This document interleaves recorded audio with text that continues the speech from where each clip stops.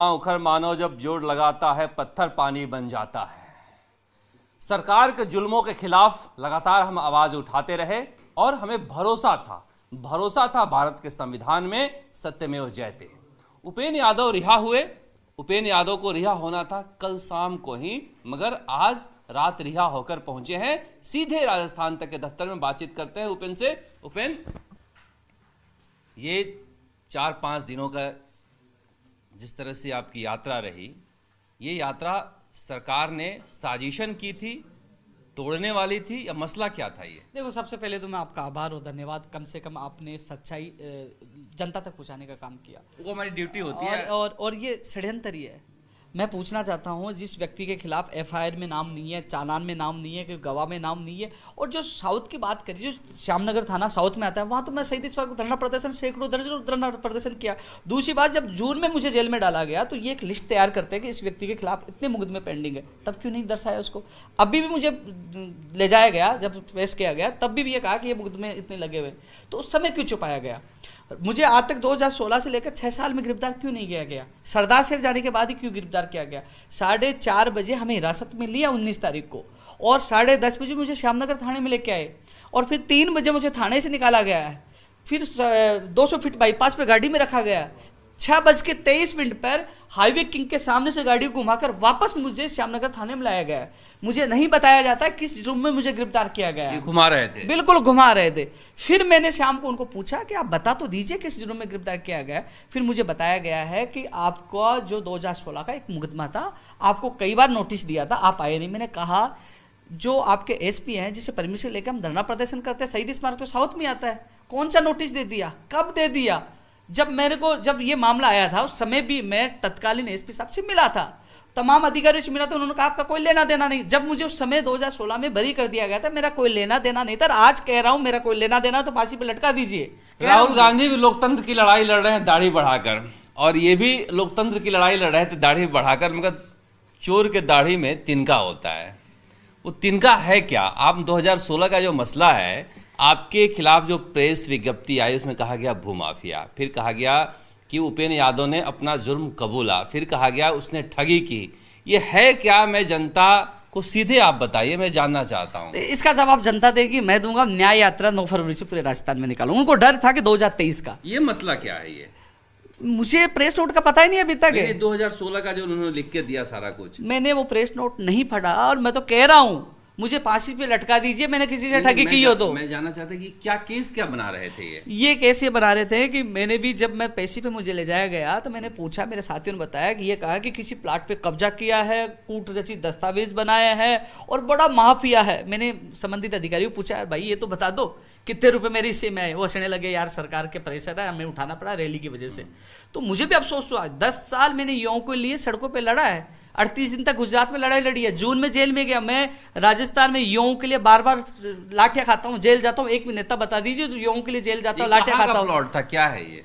पूरे मामले का मेरे संज्ञान में कुछ भी नहीं है। ये कह रहे श्यामनगर का कोई 2016 का कोई मामला था, जिसमें जो संबंधित जो 4 लोग थे, एक पकड़े गए, 3 लोगों के खिलाफ वो अभी पेंडिंग है, चालान पेश कर दिया था। ये चालान वाली बात भी जब मुझे पेश किया गया, जब 21 तारीख को मुझे पेश किया गया, तो मुझे मेरे एडवोकेट AK जैन साहब ने बताया कि ना एफआईआर में नाम है, ना चालान में नाम है। चालान में जो 173(8) में 3 लोगों का नामजद नाम है कि इनके खिलाफ भी अभी मामला पेंडिंग है। कहीं मेरा नाम नहीं था। बंदी क्या होता है? बंदी कुछ ये कह रहे हैं कि क्षतिपूर्ति बॉन्ड में मेरे साइन है, ये कह रहे हैं। पहली बात तो मुझे याद नहीं इस मामले में, यदि मैंने क्षतिपूर्ति बॉन्ड में साइन भी कर दिया है। बताया जा रहा है कि उस मामले में जेडी ने अखबार में कई विज्ञप्तियां जारी की थी कि हम लोग इसका पट्टा दे रहे हैं, किसी को आपत्ति हो तो आपत्ति। जब जेडीए ने मुरार सिंह जाड़ावत जो अधिकारी है, उसने पट्टा दिया है, उसने वहां विज्ञप्तियां जारी की है, किसी को आपत्तियां नहीं है।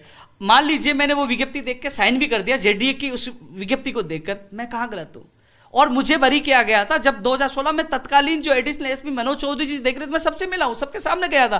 किसी ने आज तक मुझे नहीं कहा। जिसमें जो क्षतिपूर्ति जो बॉन्ड बता रहे, उसमें जो एक और व्यक्ति ने साइन किया था, उसको बरी किया था, मुझे बरी किया था, और जो मेन जो और लोगों को गिरफ्तार करके चालान पेश कर दिया था। मेरा कहीं लेना देना नहीं था। मैं आज फिर कह रहा हूं आपके चैनल के, क्योंकि मैं युवाओं की आवाज उठाता हूं, और उनको पता है कि 2023 के लिए खतरा है। मुझे अफसोस है, मैं माननीय मुख्यमंत्री को सम्मान्य आदरणीय मैं अभिभावक बोला, मैं तो आज भी कहता हूं, उन्होंने कई अच्छे काम किए, मैंने धन्यवाद दिया। अच्छा कामों को धन्यवाद दूंगा, लेकिन मुझे दुख का इस बात का है कि उनके जो पास में रहने वाले लोग उनको गुमराह कर रहे हैं, सच्चाई नहीं बता रहे हैं। मैं सच के लिए लड़ रहा हूं, मैं किसी पार्टी द्वारा प्रायोजित नहीं, उसको कहते हैं उस पार्टी द्वारा प्रायोजित है, उस नेता द्वारा प्रायोजित है।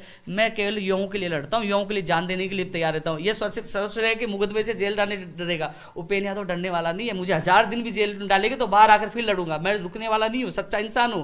और जो मेरे घर पे पुलिस गई है, क्या मिले उनको? इतने ज्ञापन मिले बेरोजगारों, क्या मिले उनको? जो नाम से संबंधित, जो त्रुटियां संबंधित, परिवर्तन संबंधित वो कागज मिले मेरी शैक्षणिक योग्यता के, और क्या मिले उनको? 3-4 वो 1-2 चीजें और मिली जो मेरे जो कागज मिले, मैं स्वीकारता हूं। मैंने कहा, उन्होंने कहा जो मेरे साथी, जब 2 लाख से ज्यादा कर्मचारी लगे, कई लोग आते हैं कि भैया जैसे अभी हम लोग गए अहमदाबाद गुजरात संघर्ष किया, मैंने इनके सामने, मेरे साथियों के सामने, मेरे दोस्तों से फोन करके उधार मैंने पैसे लेके मैंने आंदोलन चलाया, हाथ जोड़ जोड़ के कि भैया आप खाना की व्यवस्था करिए, भैया आप उसके रुकने की व्यवस्था करिए। मैंने सब युवाओं को पता है कि मैंने किसी युवा को परेशान नहीं होने दिया। कई लोग नौकरी लगने के बाद आते हैं कि भैया आपने हमारे लिए पूरा खर्चा किया, आपका सहयोग करना चाहते हैं। मैंने कहा मुझे पैसे नहीं चाहिए, फिर वो जबरदस्ती करते, मैं कहता हूँ चलो ठीक है, मेरे ऑफिस जो बेरोजगार महासंघ का है उसके ऑफिस मालिक को आप किराया दे दीजिए। वो किराया दे के आए तो मैंने कहा आप इसको स्टाम्प पे लिख के दीजिए। वो स्टाम्प पे लिख के देते कि हम हमारी मर्जी से हमने सहयोग किया। वो मैंने इसलिए कि मुझे पता सरकार को फंसा सकती है, मैंने ले जाइए आप, 3 स्टाम्प मिले, ले जाइए आप। तो उसको उन्होंने उसको शामिल नहीं किया, क्योंकि उनको ईमानदारी दिख जाती कि व्यक्ति कहाँ से संगठन चला रहा है, उसको शामिल नहीं किया। किसी चीज़ को उनको कुछ भी नहीं मिला। घर पे पूरी तफ्तीश की, मेरे मोबाइल चेक किए, ये भी चेक किए किस नेता से मेरा संबंध तो नहीं है, सब कुछ चेक किया गया, कुछ नहीं मिला। 8 दिन तक मुझे हिरासत में रखा गया। 8 दिन में केवल मैं पूरे दिन भर बैठा रहता था।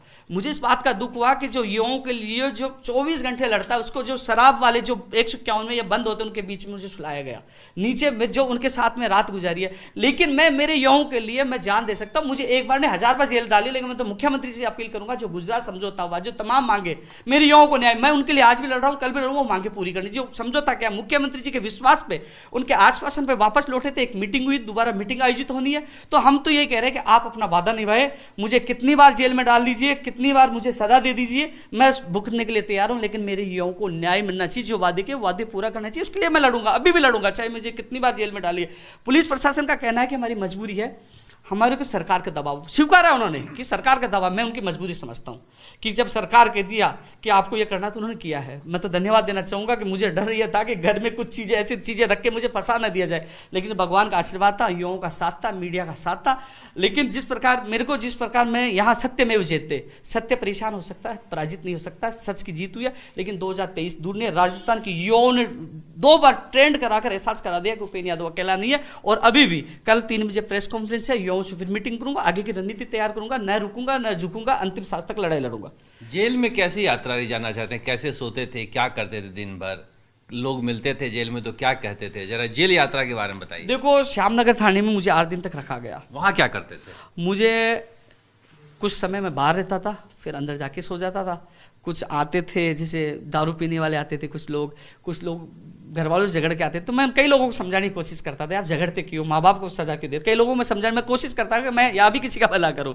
फिर मैं 8 दिन तक वहाँ रहा, लेकिन न मीडिया से मिलने दिया, न वकील से मिलने दिया, किसी से भी मुझे मिलने के लिए नहीं दिया गया। मुझे बिठाया गया, पूरे दिन भर मैं बैठा। अत्याचार की प्रकाष्ठा है कि किसी से मिलने नहीं दिया गया। यही डॉक्टर किरोड़ीलाल मीणा कह रहे थे कि हम मिलने की कोशिश की, निर्मल चौधरी भी गए थे, नहीं मिलने दिया गया, छावनी बना दिया गया था। हालांकि निर्मल चौधरी से प्रदर्शन के बाद कमिश्नर ने उनका अनुमति दी, वो मेरे से बाद में मिल के आए थे। लेकिन जो मैं कोशिश कर रहा था, मुझे पता चले मेरे केस कब लग रहा है, मेरे वकील से मिलो, लेकिन रोका गया। एक ही कहा गया कि हमारी मजबूरी है, ऊपर का प्रेशर है, सरकार का प्रेशर है। उसके बाद जब मुझे जेसी भेजा गया, जेसी जाने के बाद मैंने कई चीज़ें देखी। मैं एक चीज़ तो आपके माध्यम से एक अपील करना चाहूँगा, मीडिया, जो तमाम मीडिया, कई बार कोई व्यक्ति 376 में, डकैती में, मर्डर में, अलग अलग कामों में वो जेल के अंदर जाते हैं। मीडिया ब्रेकिंग न्यूज़ दिखाती है कि ये इस मामले में गया, लेकिन वो जेल से बाहर कई लोग निर्दोष आते हैं, तो वो भी ब्रेकिंग न्यूज़ दिखानी चाहिए, क्योंकि वो समाज से दूर हो जाता है, उसको अपराधी मान लेते हैं, वो समाज में मुंह दिखाने लायक नहीं होता। लेकिन जब अपराध, वो दोषी, कई निर्दोष जेल के अंदर है, 376 में भी निर्दोष है, कई लोग निर्दोष जेल के अंदर, जो बाहर आते हैं वो निर्दोष साबित हो। तो मीडिया का फर्ज, ये भी मैं हाथ जोड़ कर अपील करूंगा, वो भी ये दिखाए कि इस व्यक्ति को गलत फंसाया गया, जैसे मुझे फंसाया गया, जैसे मुझे जेल में डाला गया। क्योंकि जब मेरे खिलाफ बड़ी बड़ी खबर चली, जिस व्यक्ति ने 10 साल युवा बेरोजगारों को ले दे दिया कि माफ किया, तो मुझे कितना दर्द हुआ होगा। जिस व्यक्ति ने एक पैसा किसी युवा बेरोजगार से नहीं खाया, और मैं आपके चैनल के माध्यम से दावा कर रहा हूं, कोई राजस्थान के एक व्यक्ति कहते कि भर्ती के नाम पर किसी से पैसे लिए, किसी से पैसे खाए, तो मैं हिंदुस्तान छोड़ने के लिए तैयार हूं, गर्दन कटवाने के लिए तैयार। कल भी यही निकलते कि ठगी के मामले में उपेंद्र यादव को जमानत मिली। देखो, तो नहीं, उसमें नहीं बात कर रहे हैं, मैं तो बात कर रहा था किस तरह से सोते थे, कितने बजे सो जाते थे, क्या क्या बातें करते थे जेल में, ये हम जानना चाह रहे थे आपसे। सेंट्रल जेल में मुझे सटोरिये भी मिले, उसमें कई अलग अलग तरीके के लोग मिले, लेकिन मैंने एक चीज़ देखी, एक तो जो मैंने पीड़ा बताई कि लोग निर्दोष आते हैं तो उनको दिखाना चाहिए, उनकी इज्जत आबरू जो चली जाती है मान लो, तो उसको वापस इज्जत मिलनी है, वो समाज में जी सके। फर्श पे सोना होता था? बिल्कुल, फर्श पे सोना होता था।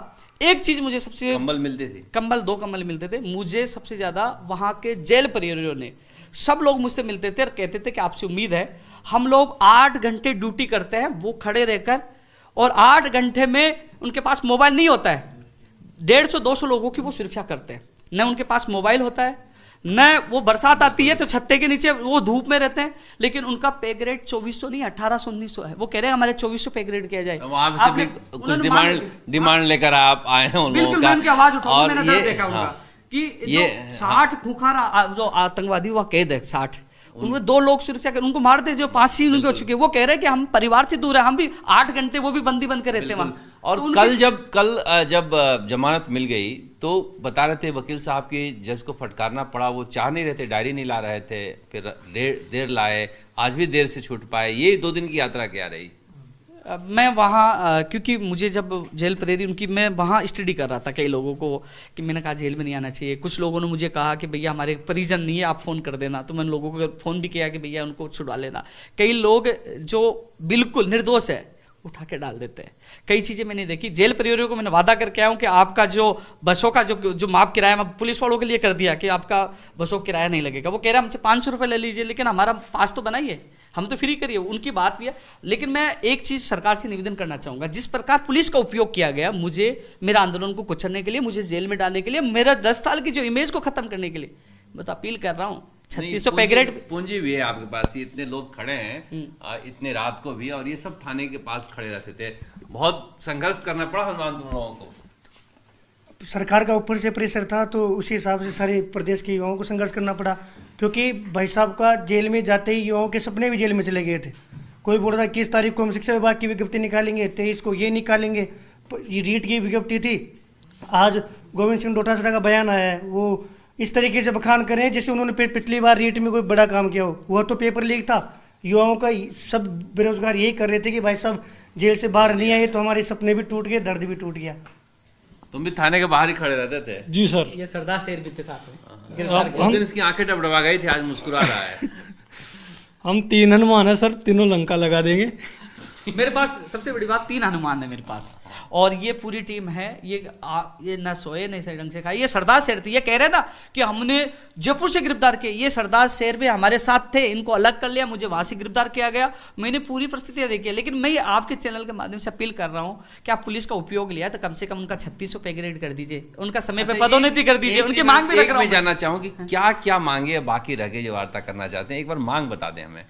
देखो, एक तो बजट की जो घोषणा है, बजट में जो आपने कहा पंचायत राज जैन भर्ती 2100 पदों पे निकालेंगे, पहले बजट की 4 साल हो गए, वो बजट की घोषणा करें। 15 वो नहीं निकली है, नहीं निकली अभी तक। 2 करोड़ 19 लाख रुपए लिए थे 2013 में कांग्रेस सरकार ने, 17 में उसको रद्द कर दिया गया, लेकिन अभी तक उसकी विज्ञप्ति जारी नहीं। पहले बजट के सीएम साहब ने नोट किया था 7 नवंबर को कि कौन कौन सी बजट की घोषणाएं बाकी है, उस पर मीटिंग भी हो चुकी है, आश्वासन भी दिया था, तो उसकी विज्ञप्ति का इंतजार है। आईटीआई कॉलेजों में कनिष्ठ अनुदेशक 1500 पदों पर पहले बजट की घोषणा है। दंत चिकित्सक की 400 कितने पदों पर पहले बजट की घोषणा है, वो तीनों मांगे पूरी हो। कंप्यूटर अनुदेशक भर्ती में जो चयनित अभ्यर्थी हैं उनको ज्वाइनिंग तत्काल दी जाए। रिक्त रहे पदों पर तमाम कैटेगरियों में शिथिलता देते तमाम पदों को भरा जाए, क्योंकि वादा किया गया था, क्योंकि पहली बार ये भर्ती हुई थी और उसका जो पेपर है इतना कठिन दे दिया, नेट और गेट का पेपर दे दिया, पहली बार इतनी सीटें खाली तो उन पदों को तमाम पदों को भरा जाए। इसके लिए बेरोजगारों के तमाम दर्ज मुकदमे वापस लिया जाए। इसके अलावा जो 10,000 पदों पर ये कह रहे हैं ना कि जो इंग्लिश मीडियम में टीचर की भर्ती करेंगे, आप सविता पे क्यों दे रहे हो? आप स्थायी भर्ती निकालिए। जो रीट लेवल 2 शिक्षक भर्ती जो पद कम किए गए थे, आश्वासन दिया था, हमें कहा था पदों की संख्या बढ़ाएंगे, शायद विज्ञप्ति जारी होगी, उसमें 1000-2000 पद बढ़ा सकते हैं, 4,500 और बढ़ सकते हैं। तो ये समझौता एक सैद्धांतिक सहमति बन चुकी थी कि अध्यापक भर्ती लेवल 2 में पद बढ़ाए जाएंगे। घोषणा के बाद ये कम कर दिए गए थे, हमने विरोध किया था, हम मांग की थी, वो पद बढ़ाने की बात भी उन्होंने कहा। मित्र जो है कंप्यूटर ऑपरेटर, जिनका 2018 से मानदेय बाकी है करीब 1 अरब, उस पर सहमति बनी थी कि हम मानदेय भी देंगे, कोई भी ग्राम से और कोई भी सेक्रेटरी उनको अचानक हटाएगा नहीं। और नियमितीकरण से संबंधित कई बातें हुई थी। उन्होंने कहा था कि आपकी मीटिंग हो चुकी है, कुलदीप राठा जी ने कहा मुख्यमंत्री के प्रमुख सचिव साहब ने कि मैं खुद मीटिंग लूंगा, जैसे चिकित्सा विभाग की मैं मीटिंग लूंगा, अन्य विभागों लूंगा। हमारी मीटिंग डीओपी सेक्रेटरी से 22 तारीख को 4:30 बजे वो मीटिंग थी, लेकिन जेल की मीटिंग हो गई पहले से। अब इंतजार करेंगे कि वो अपना वादा निभाए, मीटिंग करिए। जो तमाम लंबित भर्तियां, शिक्षक भर्ती 12 हो, प्रयोगशाला सहायक हो, पंचायत राज एलडीसी में 6000 पद लंबित है, जो तमाम लंबित भर्तियां पूरी हो, जो 1 लाख पदों में भर्तियां निकालने की घोषणा की गई थी। मैं तो ये भी कह रहा हूं कि जो चतुर्थ श्रेणी कर्मचारियों की आज तक भर्ती नहीं आई, 50,000 से ज्यादा पद खाली, उन पर भी निकाली जाए। और जो 1 लाख पदों पर घोषणा की उनका वर्गीकरण हो, सूचना सहायक भर्ती की विज्ञप्ति जारी हो, प्रोग्रामर भर्ती की विज्ञप्ति जारी हो, रेडियोग्राफर, लैब टेक्नीशियन, जयन, जो तमाम जो पद जयन फोन कर रहे हैं मुझे कि जलदाय विभाग में जनवरी में परीक्षा हो गई, ज्वाइनिंग नहीं मिली। हाँ, मैं जलदाई विभाग में महेश जोशी से मैं मिलके गया था। महेश जोशी ने कहा कि मैं जल्द करवा दूंगा। हालात यह है कि मैं गुजरात चला गया तो लोग फोन कर रहे थे कि यहाँ अधिकारी सुन नहीं रहे, हालात गंभीर हैं। यहाँ जेडीएम में, हाउसिंग बोर्ड में ठेके पे भर्तियां निकाल रहे हैं। तो हालात, हमने विरोध किया कि नियमित तौर पर भर्तियां निकाली जाए, संविदा पे हम बर्दाश्त नहीं करेंगे। लंबित भर्तियां पूरी करो, बजट की घोषणाएं पूरी करो, लखनऊ समझौते की मांगे पूरी करो, जो आपने लिखित समझौता किया था उनकी मांगे पूरी करो। तमाम मांगों के लिए संघर्ष जारी है। जो 20 सूत्रीय मांगों में कुछ मांगे हालांकि पूरी हो चुकी थी, लेकिन कुछ मांगों को लेकर हम लगातार संघर्ष जारी करते। जो 20 तारीख को रैली थी, ओबीसी आरक्षण की विसंगति को दूर करने के लिए जो मुद्दा सबसे पहले 5 मई 2022 को शहीद स्मारक का सबसे पहले मैंने मेरे साथियों के साथ उठाया था, सबसे पहले इसको, जब किसी के संज्ञान में भी नहीं था। उसके बाद पूर्व मंत्री कई लोगों ने उठाया, लेकिन जब मुझे जेल में भी खुशी की यह समस्या का हल हो गया। लेकिन मैं मांग ये कर रहा हूं, सरकार ने, मुख्यमंत्री सरकार ने मान लिया कि यह टेक्निकल गलती थी, तो मैं मांग कर रहा हूं 2018 से लेकर 22 तक जितने पदों का नुकसान हुआ, जब आपने गलती स्वीकारी तो ये ओबीसी को देना चाहिए, वो पद देना चाहिए। जब गलती स्वीकार रहे, मानिए गलती है कि पूर्व सरकार गलती है, तो पद भी दे दीजिए भैया। 11, 15, 12, 13,000 पद होते देने चाहिए। हम गलती मानिए तो वो पद की मांग हम कर रहे हैं। ओबीसी को जो शेडो पॉजिटिव पदों का नुकसान हो वो सर्जित करके दे, और विसंगतियां दूर किए तो मैं मुख्यमंत्री जी का आभार जता रहा हूं। जहां अच्छा होगा मैं धन्यवाद दूंगा। धन्यवाद आपने, क्योंकि आपने 7 नवंबर को भी मुझे कहा था कि इस कैबिनेट में कर देंगे, लेकिन विरोध की शर्तें नहीं कर पाए। उन्होंने आश्वासन दिया था, वो आश्वासन पे खरे उतरे। जहां अच्छा होगा मैं मुख्यमंत्री का आभार जताऊंगा। लेकिन मुख्यमंत्री जी को गुमराह किया गया, उन तक तथ्यात्मक बात नहीं पूछाई गई। हम रैली निकाल देते, कौन सा विरोध कर रहे थे, काम करते, मैं जिंदाबाद बोलने के लिए तैयार। जेल में जाकर तेवर तीखे हो गए हैं। तीखे तो पहले भी थे। मैं कह रहा हूं कि सरकार काम करेगी तो मैं, मुख्यमंत्री जी कई मांगों को मैं मानता हूं, आभार मानता हूं, कई काम किए, मैं धन्यवाद दूंगा, आगे भी काम करेंगे तो। मुख्यमंत्री जी विधायकों से कहते हैं रैलियों में कि ये मांगते मांगते थक जाएंगे, मैं देते देते नहीं थकूंगा। बेरोजगार कह रहे हैं मांगते मांगते थक गए, आप कब देना शुरू कीजिएगा।